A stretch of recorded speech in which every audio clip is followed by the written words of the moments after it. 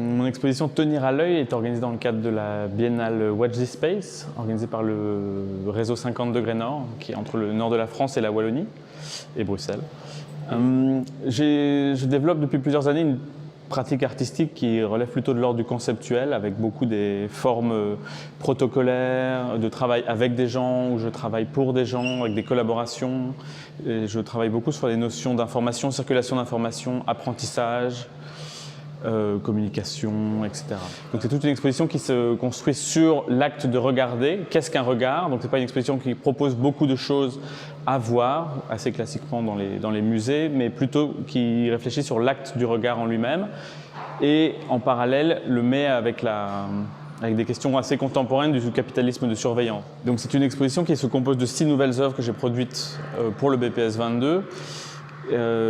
Dans ces 6 œuvres, il y a une œuvre qui est un peu plus classique, qui ressemble à qui est une sculpture optique, qui est une réactivation d'un thaumatrope, donc un jeu optique ancien. Et en parallèle, 5 œuvres qui sont plus performatives ou protocolaires, en collaboration avec l'équipe du musée, avec les gens qui surveillent le musée, avec les visiteurs, etc. Donc l'exposition, les œuvres qui composent l'exposition ont été activées avant l'exposition. Il va y avoir une performance le soir du vernissage et il faut s'inscrire sur une durée longue pendant toute la durée de l'exposition qui évolue. Donc elle s'inscrit sur différentes temporalités qui sont soit l'instantanéité du vernissage, soit des temps en amont et en aval du moment du vernissage. Voilà, donc dans cette question de l'œil machine et de la surveillance et de l'autosurveillance, j'ai notamment mis en place une œuvre que j'ai appelée le visiteur mystère, les visiteurs mystères, où en reprenant des techniques d'audit qui s'appellent le client mystère, qui existe depuis les années 80, où des entreprises qui veulent s'auto-évaluer font appel à des agences extérieures qui envoient par exemple des clients sur leur lieu de vente et qui ont un scénario à suivre, donc acheter tel produit, poser telle question, surveiller l'éclairage, etc.